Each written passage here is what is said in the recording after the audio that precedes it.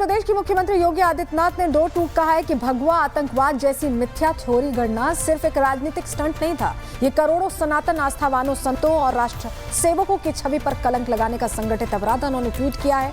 उन्होंने सीधा प्रश्न किया कि क्या कांग्रेस अब माफी मांगेगी। ये ट्वीट आप देख रहे हैं उत्तर प्रदेश के मुख्यमंत्री योगी आदित्यनाथ का, जिन्होंने प्रश्न खड़े किए हैं। सत्यमेव जयते का उद्घोष भी उनके इस ट्वीट में दिखाई दे रहा है। उन्होंने कहा कि कांग्रेस के भारत विरोधी, न्याय विरोधी, सनातन विरोधी चरित्र का पुनः उजागर ये करता है निर्णय, और जिसने भगवा आतंकवाद जैसा मिथ्या शब्द गढ़कर करोड़ों सनातन आस्थावानों, साधु संतों और राष्ट्र सेवकों की छवि को कलंकित करने का अपराध किया है। कांग्रेस को अपने अक्षम्य कुकृत्य को सार्वजनिक रूप से स्वीकार करते हुए देश से माफी मांगनी चाहिए। वहीं आपको बताएं, मालेगांव केस के फैसले ने जो अभी आया उस पर देवेंद्र फडणवीस ने भी एक लाइन में पूरी सच्चाई सामने रख दी। आप ये उनका ट्वीट देख रहे हैं। इस ट्वीट में लिखा है कि आतंकवाद भगवा न कभी था, न है और न कभी रहेगा। सिर्फ महज एक लाइन में उन्होंने पूरी बात साफ कर दी है। वहीं रविशंकर प्रसाद ने कहा है कि यह सिर्फ झूठ नहीं था, हिंदुओं के खिलाफ सुनियोजित साजिश थी, और अब क्या कांग्रेस देश से इसको लेकर माफी मांगेगी। बीजेपी की ओर से हम बड़े विनम्रता लेकिन सख्ती से बोलना चाहेंगे कि कांग्रेस पार्टी ने एक झूठा षड्यंत्र किया भगवा आतंकवाद का, और इसको बोलना शुरू किया और हर केस में फंसाने की कोशिश शुरू की। उसका एक बड़ा मामला आज आया है, जो कोर्ट ने पाया कि ना कोई एविडेंस है, ना उस मोटरसाइकिल का कोई चेजिस नंबर है, न कोई बाकी नंबर है, और वहीं पर गवाहों ने यह भी कहा कि उनको मारा गया, उनको प्रताड़ित किया गया। याद होगा, गृह मंत्री चिदंबरम ने सैफरन टेरर की बात कही थी, और कहां कही थी? डीजीपी के कॉन्फ्रेंस में।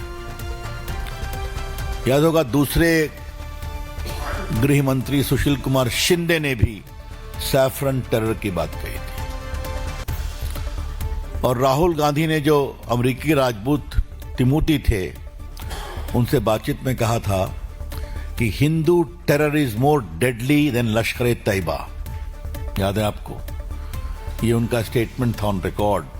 आपको मालूम है कि प्रज्ञा ठाकुर एक बहुत अच्छी साध्वी, नेत्री, एमपी, उनको कहा गया था उनकी मोटरसाइकिल से बम लाया गया था, और 10-12 दिन तक उनको इतना टॉर्चर किया गया कि उनका बाद में चलना भी मुश्किल होता था। आपने सबों ने उनको देखा है, और बाकी कई सेना के पदाधिकारी, बाकी लोगों को फंसाया गया। ये कांग्रेस पार्टी की एक सोची हुई रणनीति थी। मैं आपसे कहना चाहता हूं, शुद्ध वोट बैंक पॉलिटिक्स के लिए। देखिए, बरसों तक झूठ को ही सच की तरह पेश किया गया। भगवा आतंकवाद, सैफरन टेररिज्म, जिसका जिक्र अभी रविशंकर प्रसाद कर रहे थे, वो एक फर्जी थ्योरी थी जो राष्ट्र के माथे पर कलंक की तरह चिपकाई गई। लेकिन अब एनआईए कोर्ट के फैसले ने उस झूठ को, पूरी जो उसकी स्क्रिप्ट थी, उसे फाड़कर फेंक दिया है। साध्वी प्रज्ञा से लेकर कर्नल पुरोहित तक, जिन्हें कांग्रेस ने बिना सबूत आतंकवादी ठहराया, अब वही निर्दोष साबित हुए। आज बीजेपी सीधे सवाल पूछ रही कि क्या कांग्रेस ने जानबूझकर सनातन आस्था को निशाना बनाया? क्या भगवा को बदनाम करना वोट बैंक की राजनीति का हिस्सा था? और अब जब कोर्ट ने कहा है कि आतंकवाद का कोई धर्म नहीं होता, तो कांग्रेस और उसके सेक्युलर साथियों ने चुप्पी क्यों साध रखी है?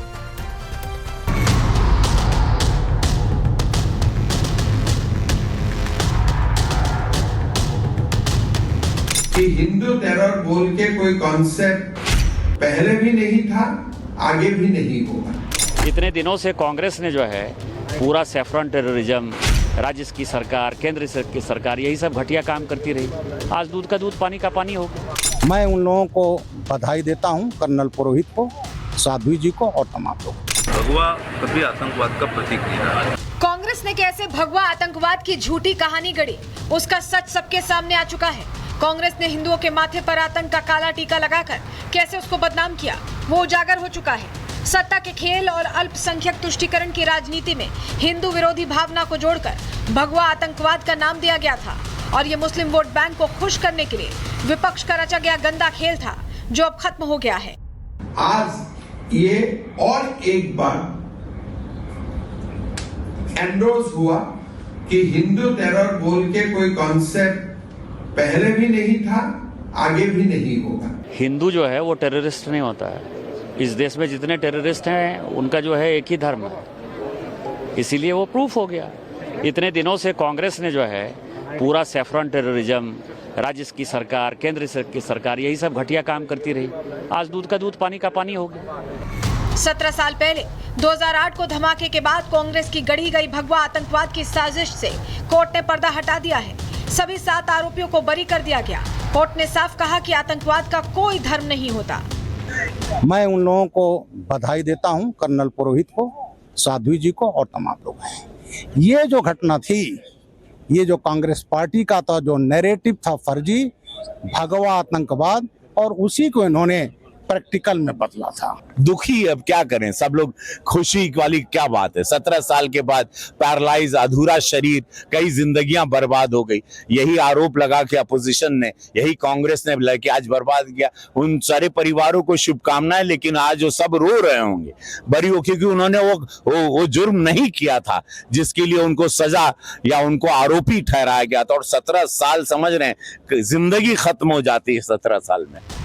मालेगांव हादसा राजनीतिक रूप से सबसे ज्यादा संवेदनशील मामलों में से एक रहा है, क्योंकि इसी के बाद से हिंदू आतंकवाद और भगवा आतंकवाद जैसे शब्दों का पहली बार इस्तेमाल किया गया था, और अब कांग्रेस का फर्जी भगवा आतंकवाद वाला नैरेटिव एक्सपोज हो गया है।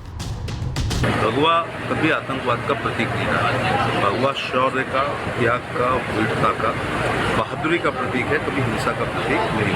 भगवा ध्वज लेके हम लोग युद्ध लड़ते थे, लेकिन वो युद्ध लड़ा जाता था, उसमें हिंसा उसको नहीं कह सकते, उसको आतंकवाद नहीं कह सकते। के निर्णय से ये साबित हो गया कि आतंकवादी आतंकवादी है, हिंदू आतंकवादी ना था, ना है, ना आगे होगा। और दिग्विजय सिंह और सोनिया गांधी को हिंदुस्तान के साधु समाज से, भगवाधारियों से, हिंदुस्तान के सनातनियों से, हिंदुस्तान के हिंदुओं से माफी मांगनी चाहिए। पहलगाम हमले में पाकिस्तान को क्लीन चिट देने वाली कांग्रेस अभी भी इस फैसले पर सवाल उठा रही है, और सवाल सिर्फ अपने मुस्लिम वोट बैंक को खुश करने के लिए उठा रही है। कांग्रेस ने वोट बैंक के लिए हिंदुओं को हमेशा बदनाम किया है, भगवा को आतंकवाद से जोड़ा। अब वो सबको पता चल गया है कि हिंदू आतंकवादी नहीं हो सकता। आप खुद से ही एक सवाल करिए, आपने निर्दोष नागरिकों पर हमला करने वाले किसी भी हिंदू आतंकवादी के बारे में कोई रिपोर्ट पढ़ी या देखी है क्या? शायद कभी भी नहीं देखी होगी। फिर भी कांग्रेस ने एक फर्जी हिंदू आतंकवाद की कहानी गढ़ी और अलग अलग घटनाओं को जबरन जोड़कर हिंदू आतंक की हवा फैलाई, जिसकी सच्चाई अब सामने आ चुकी है। Bureau report, Republic Bharat. वह कैलाश विजयवर्गीय और दिनेश शर्मा ने खुलकर कहा कि यह सिर्फ सियासी बदले की कार्रवाई नहीं थी, बल्कि सनातन के खिलाफ एक षड्यंत्र था, और आज उस पाप का पर्दाफाश हो गया है। हिंदू आतंकवाद शब्द सृजन किया था चिदम्बरम जी ने और कांग्रेस ने। मेरा ख्याल है आज पूरी कांग्रेस के गाल पे करारा तमाचा लगा है। न्यायपालिका ने जिस प्रकार मालेगांव के निरपराध लोगों को बरी किया है, मुझे लगता है कि ये शर्म से डूबने वाली बात है कांग्रेस के लिए। उन लोगों को कितनी यातनाएं दी गई। हम लोग इस निर्णय के बाद उन सब कांग्रेस के नेताओं के खिलाफ वैधानिक कार्रवाई करवाएंगे। इस्लामी आतंकवाद का उस समय जब चर्चा होती थी तो यूपीए की जो गवर्नमेंट है उसने एक नया आतंकवाद पैदा कर दिया जिसको हिंदू आतंकवाद के नाम से संबोधित करने लगे। और यूपीए गवर्नमेंट का ये जो नैरेटिव था हिंदू आतंकवाद, उसको सत्य साबित करने के लिए जो भगवाधारी साध्वी प्रज्ञा जी थी और तमाम और लोग थे जो सनातनी प्रवृत्ति के थे, उनको उन्होंने झूठे आरोपों में डाल दिया। आज सिद्ध हो गया कि हिंदू आतंकवाद नाम की चीज नहीं होती।